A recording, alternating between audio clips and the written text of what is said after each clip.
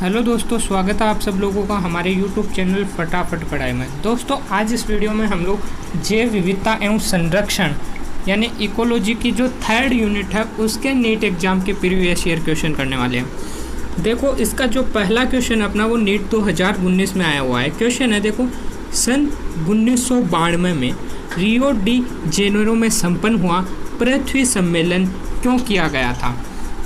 तो देखो, ब्राज़ील के शहर रियो डी जेनेरो में सन 1992 में जो अर्थ समिट या पृथ्वी सम्मेलन हुआ था जिसमें 152 देशों ने भाग लिया था, ठीक है। और उसका जो मेन उद्देश्य था वो ये था कि हम लोग जैव विविधता का संरक्षण करें और इसके जो है लाभ जो है उनको उपयोग करें, ठीक है। और इसमें जो 152 देश थे उन्होंने CBD यानी कि कन्वेंशन ऑन बायोलॉजिकल डाइवर्सिटी पर हस्ताक्षर किए थे, ठीक है। तो इस हिसाब से अपना आंसर कौन सा होगा? पहला देखो, क्लोरोफ्लोरो के उपयोग नहीं। दूसरा देखो, कार्बन डाइऑक्साइड उत्सर्जन वैश्विक उष्ण को कम करना नहीं। तीसरा देखो, जैव विविधता के संरक्षण के लिए और इसके लाभ के धारणीय उपयोग के लिए, तो बिल्कुल पृथ्वी सम्मेलन का उद्देश्य यही था कि जैव विविधता का संरक्षण किया जाए और इससे इसके लाभ के धारणीय उपयोग के लिए। तो सी जो अपना बिल्कुल करेक्ट आंसर होगा, ठीक है। अगले क्वेश्चन पर चलते हैं अब हम लोग। नेक्स्ट क्वेश्चन देखो, क्वेश्चन नंबर 2, निम्नलिखित में कौन सा एक जैव विविधता के स्वस्थानीय संरक्षण की विधि नहीं है? तो देखो, जैव विविधता का जो संरक्षण है वो दो तरीके से हम लोग कर सकते हैं। एक है स्वस्थानीय संरक्षण, जिसे हम लोग इन या ऑन साइट संरक्षण भी कहते हैं, और एक है बहिस्थानीय संरक्षण जिसे हम लोग ऑफ साइट भी कहते हैं, ठीक है। जो स्वस्थानीय संरक्षण है वो प्राकृतिक आवास में संरक्षण किया जाता है और बहिस्थानीय संरक्षण में प्राकृतिक आवास से दूर हम लोग संरक्षण करते हैं, ठीक है। और स्वस्थानीय संरक्षण में कौन कौन आता है? जो हॉट स्पॉट है, जो कि उच्च स्थानिकता वाले एरिया होते हैं, वो स्वस्थानीय संरक्षण के अंतर्गत आते हैं। इसके अलावा बायोस्फीयर रिजर्व है, वो भी स्वस्थानीय संरक्षण है। राष्ट्रीय पार्क, वन्य अभयारण्य और पवित्र उपवन, ये सब जो है वो स्वस्थानीय संरक्षण में आते हैं। इसके अलावा बहिस्थानीय संरक्षण में जो है वनस्पति उद्यान, जूलॉजिकल पार्क, वन्य जीव सफारी पार्क, उत्तक संवर्धन विधि और बीज बैंक, ये जो है बहिस्थानीय के अंतर्गत आते हैं। और इसमें हम लोगों को अब देखो स्वस्थानीय संरक्षण नहीं है वो बताना है। तो देखो, पहला पवित्र वन, पवित्र वन स्वस्थानीय संरक्षण के अंतर्गत आता है। जैवमंडल क्षेत्र या बायोस्फीयर रिजर्व जो है वो भी स्वस्थानीय संरक्षण है। वन्य जीव अभ्यारण्य भी स्वस्थानीय संरक्षण है। डी है वानस्पतिक उत्थान, और वानस्पतिक उत्थान जो है वो बहिस्थानीय संरक्षण है। तो डी अपना करेक्ट होगा। क्लियर है? अगले क्वेश्चन पर चले। इसके बाद नेक्स्ट क्वेश्चन देखो, प्लांट और जंतुओं को विलोपन की कगार पर लाने के लिए निम्नलिखित में से कौन सा सबसे महत्वपूर्ण कारण है? तो देखो, इसके जो है वो 4 कारण हो सकते हैं। पहला है आवासीय क्षति तथा विखंडन, जो कि महत्वपूर्ण कारक भी है। दूसरा, विदेशी जातियों का आक्रमण। तीसरा, अतिदोहन। और चौथा, सह विलुप्तता। तो ये जो 4 कारण है वो महत्वपूर्ण कारक है जो जंतु और प्लांट को विलोपन की कगार में लाने के लिए। लेकिन इनमें से जो सबसे महत्वपूर्ण और इम्पोर्टेंट है वो है आवासीय क्षति और विखंडन। तो इस हिसाब से अपना ऑप्शन जो है वो बी, आवासीय क्षति और विखंडन करेक्ट जाएगा, ठीक है। तो बी अपना करेक्ट आंसर है। नेक्स्ट क्वेश्चन देखो, इसके बाद पराग कणों का बहुत से वर्षों के लिए द्रव नाइट्रोजन में किस तापमान पर भंडारण किया जाता है? तो देखो, ये जो है निम्न तापीय परिरक्षण या क्रायो प्रिजर्वेशन की बात कर रहा है, जिसमें हम लोग परागकणों को द्रव नाइट्रोजन में 196 डिग्री सेल्सियस -196 डिग्री सेल्सियस पर रखते हैं। तो इस हिसाब से अपना ए आंसर करेक्ट होगा। अगर इस क्वेश्चन को इस तरीके से पूछ ले कि इस विधि को क्या कहा जाता है, तो हम लोग क्या बताएंगे? निम्न तापीय परिरक्षण या क्रायो प्रिजर्वेशन, ठीक है। इसके बाद अगला क्वेश्चन अपना देखो, निम्नलिखित में से कौन सा बहिस्थानीय संरक्षण में नहीं आता है। तो देखो ये इस तरह का दूसरा क्वेश्चन आया है, और इस तरह के क्वेश्चन कौन आता है कौन नहीं आता है एग्जाम में काफ़ी पूछे जाते हैं, तो हम लोगों को अच्छे से ध्यान में रखना है, ठीक है। तो अभी हम लोगों ने बात भी की थी, एक बार फिर से बात कर लेते हैं। देखो बहिस्थानीय संरक्षण में कौन आता है, सबसे पहले इसकी बात करते हैं। तो वनस्पति उद्यान, जूलॉजिकल पार्क, वन्य जीव सफारी पार्क, उत्तक संवर्धन और बीज बैंक, ये जो है बहिस्थानीय संरक्षण के अंतर्गत आते हैं। इसके अलावा स्वस्थानीय संरक्षण में कौन आता है, तो वो हॉटस्पॉट, बायोस्फीयर रिजर्व, राष्ट्रीय पार्क, वन्य जीव अभयारण्य और पवित्र उपवन, ये स्वस्थानीय संरक्षण के अंतर्गत आते हैं। तो इसमें देख लो कौन सा बहिस्थानीय संरक्षण नहीं है। तो ए वानस्पतिक उद्यान है बहिस्थानीय संरक्षण, बी पवित्र उपवन, और पवित्र उपवन जो है वो स्वस्थानीय संरक्षण के अंतर्गत आते हैं, बहिस्थानीय संरक्षण के अंतर्गत नहीं आते हैं। अगर मैं बात करूँ पवित्र उपवन के एग्जाम्पल के, तो जैसे कि राजस्थान में अरावली है, मेघालय में खासी और जातिया पहाड़ी है, ठीक है, कर्नाटक व महाराष्ट्र में पश्चिमी घाट है, मध्य प्रदेश में बस्तर, सरगजा और चंदा बस्तर, ये हमारे पास पवित्र उपवन के एग्जाम्पल थे, ठीक है। ये भी हम लोगों को ध्यान रखना है। तो इसका जो अपना आंसर है बी होगा करेक्ट, क्योंकि पवित्र उपवन जो है वो स्वस्थानीय संरक्षण के अंतर्गत आते हैं, बहिस्थानीय संरक्षण में नहीं आते हैं। क्लियर है। बाद नेक्स्ट क्वेश्चन देखो अपना नीट 2017 का क्वेश्चन है। निम्न में कौन संकटमय प्राणी एवं पौधों में बहिस्थानीय संरक्षण से संबंधित है। और देख लो तीसरी बार आया है ये क्वेश्चन, यानी नीट 2019, 2018 और नीट 2017 तीनों में कंटिन्यूस यही क्वेश्चन पूछा गया है स्वस्थानीय और बहिस्थानीय संरक्षण का। पहला ऑप्शन देखो वन्य सफारी पार्क, बिल्कुल बहिस्थानीय संरक्षण के अंतर्गत आता है, यानी अपना ए ही ऑप्शन करेक्ट है। काफ़ी बार बात कर ली है इसकी हम लोगों ने, ठीक है। अगले क्वेश्चन पर चलते हैं अब हम लोग। इसके बाद नेक्स्ट क्वेश्चन देखो अपना, एलेक्जेंडर वॉन हम्बोल्ट ने सर्वप्रथम क्या वर्णित किया। तो सिंपल सा क्वेश्चन है कि एलेक्जेंडर वॉन हम्बोल्ट ने सबसे पहले सर्वप्रथम जाति क्षेत्र संबंध को बताया था। तो इसका अपना देख लो सी, जाति क्षेत्र संबंध, सी अपना करेक्ट होगा, और ये हम लोगों को याद रखना है। नेक्स्ट क्वेश्चन देखो अपना नीट 2017 का ही क्वेश्चन है। जैवमंडल आरक्षित क्षेत्र का वह भाग जो कानूनी रूप से सुरक्षित है और जहां मानव की किसी भी क्रियाविधि की आज्ञा नहीं होती है, वह क्या कहलाता है। तो देखो ऐसे क्षेत्र को हम लोग कोर क्षेत्र कहते हैं, कोर एरिया कहते हैं, जिसमें मानव कार्य की अनुमति नहीं होती है। तो इस हिसाब से अपना जो ए ऑप्शन है वो करेक्ट होगा। इसके अलावा बी ऑप्शन देखो बफर क्षेत्र, और बफर क्षेत्र कौन सा होता है। बफर क्षेत्र वो एरिया होता है जहाँ पर मनुष्य की सीमित क्रियाओं की अनुमति होती है, जैसे कि शोध व अध्ययन के लिए, ठीक है। और जो सी है अपना पारगमन क्षेत्र, या इसे हम लोग ट्रांजिशनल एरिया या ट्रांजिशनल क्षेत्र कहते हैं, जिसमें कि रिजर्व प्रबंध और स्थानीय लोगों के बीच एक सक्रिय सहयोग होता है, जैसे कि फसल उगाना, बस्ती बसाना आदि, ठीक है। तो ये क्वेश्चन पूरा क्लियर है। ए अपना इसका करेक्ट आंसर होगा कोर रीजन, जहां मानवीय गतिविधियों की अनुमति नहीं होती है। नेक्स्ट क्वेश्चन देखो इसके बाद, नॉर्मन मेयर्स द्वारा अब तक विश्व में कितने जैव विविधता वाले हॉटस्पॉट की पहचान की गई है। तो देखो अब तक जो है वो टोटल 34 हॉटस्पॉट की खोज की जा चुकी है, यानी इस हिसाब से अपना जो इस क्वेश्चन का आंसर है वो 34A होगा, ठीक है। ये क्वेश्चन तो हो गया है। इसके अलावा भी मैं थोड़ी सी हॉटस्पॉट की बात कर लेता हूँ, जिससे कि अपना हॉटस्पॉट पूरा क्लियर हो जाए, ठीक है। तो देखो टोटल 34 हॉटस्पॉट है, जिनमें से भारत के अंदर कुल 3 हैं। भारत में 3 हैं। कौन कौन से वो 3?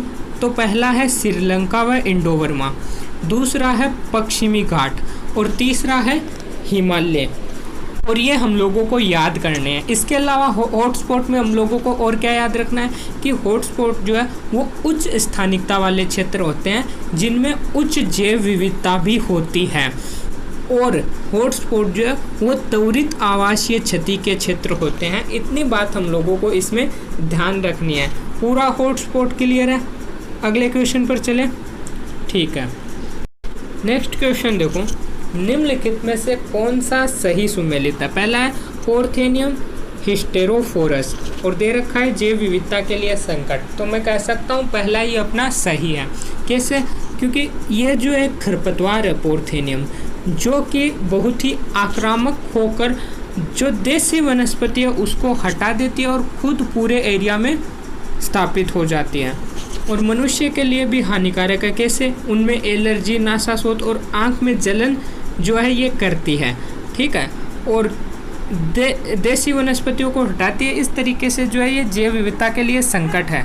ठीक है, तो ए ऑप्शन अपना करेक्ट होगा इसमें।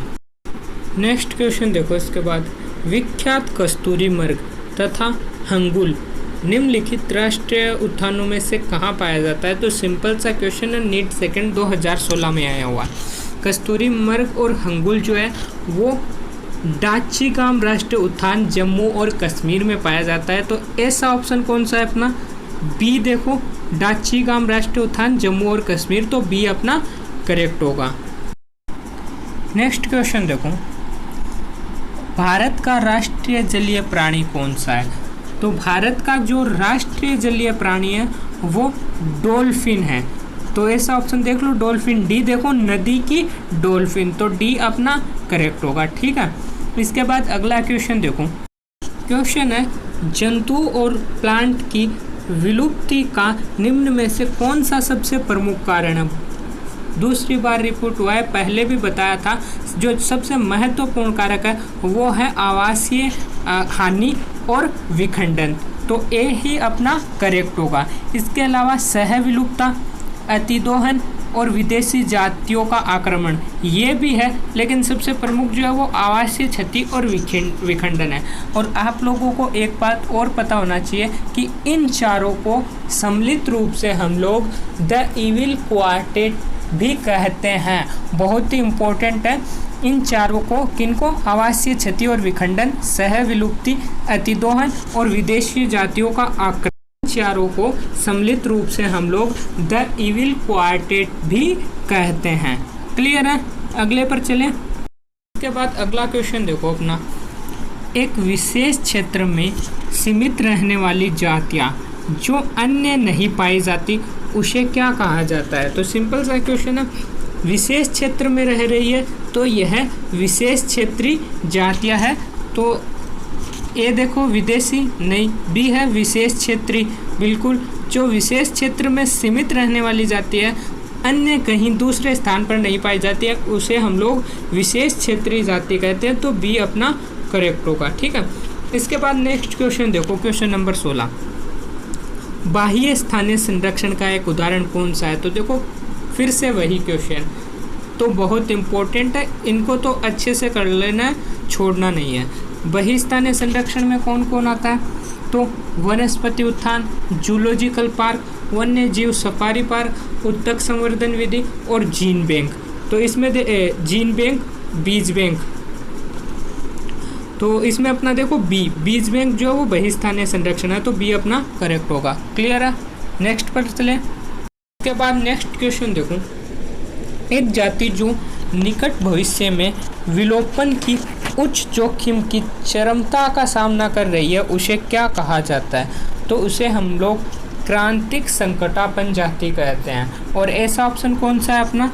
सी, क्रांतिक संकटापन्न, तो सी अपना करेक्ट होगा। ठीक है, इसके बाद नेक्स्ट क्वेश्चन देखो, कौन सा संगठन जाति की रेड सूची यानी रेड डाटा बुक प्रकाशित करता है? तो बड़ा ही सिंपल सा क्वेश्चन है, याद रखना है कि रेड डाटा बुक या रेड डाटा सूची को जो है वो IUCN जो है वो प्रकाशित करता है। ठीक है, तो इसमें तो अपना IUCN बी ऑप्शन करेक्ट होगा। इसके अलावा जो है कई बार एग्जाम में IUCN की फुल फॉर्म भी पूछ लेता है, तो वो भी हम लोगों को याद रखना है कि IUCN की फुल फॉर्म होती है international union of conservation of nature and natural resources. क्या है? International union of conservation of nature and natural resources. और एक पॉइंट खास है कि इसे अब हम लोग WCU के नाम से जानते हैं। IUCN को अब हम लोग WCU के नाम से भी जानते हैं, जिसकी फुल फॉर्म है वर्ल्ड कंजर्वेशन यूनियन। क्या? WCU, world conservation union. Clear है? अगला क्वेश्चन देखो इसके बाद। अगला क्वेश्चन फिर से बहिस्थानीय संरक्षण पर है, नीट 2013 का क्वेश्चन। और आप देख रहे होंगे कि लगभग हर साल यहाँ से क्वेश्चन आता ही आता है स्वस्थानीय और बहिस्थानीय संरक्षण से। तो देखो ये क्या है, कौन सा XC2 यानी ऑफ साइट या बहिस्थानीय संरक्षण से संबंधित नहीं है। अपना पहला ऑप्शन है जीन बैंक और बीज बैंक जो है वो तो बहिस्थानीय संरक्षण के अंतर्गत आते हैं, तो अपना ये तो नहीं है, A और B तो नहीं होगा। C देखो स्थानांतरित जुताई ना ही तो स्वस्थानीय संरक्षण से रिलेटेड है और ना ही बहिस्थानीय संरक्षण से, तो C अपना इसका करेक्ट आंसर होगा। ठीक है।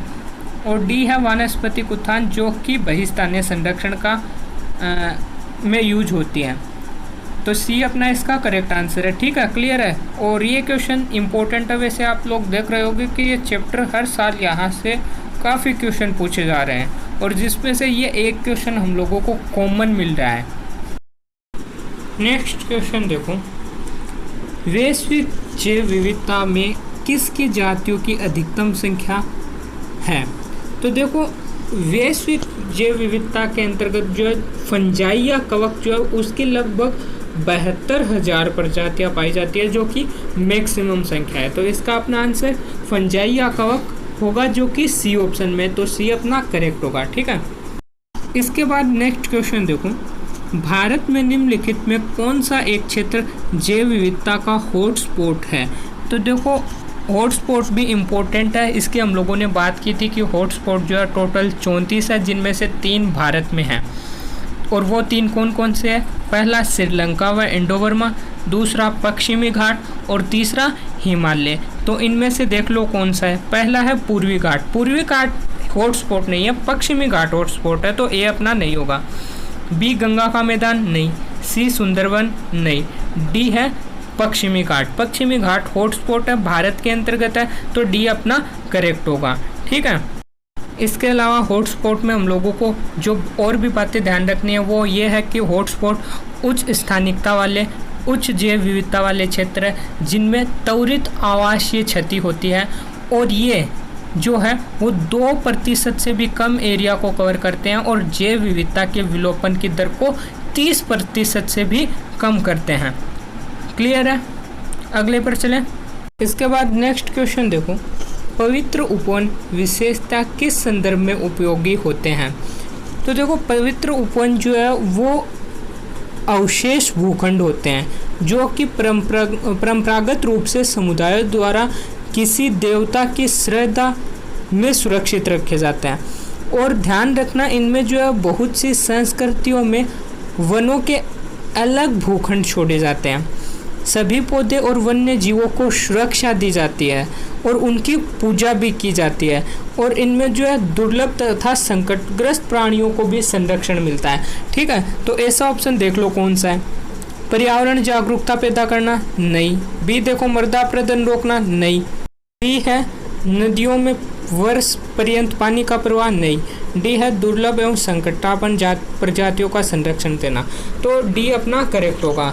क्लियर है? अगला क्वेश्चन देखो। इसके बाद नेक्स्ट क्वेश्चन देखो, नीट 2020 का क्वेश्चन है। रॉबर्ट मे के अनुसार विश्व में जातीय विविधता लगभग कितनी है?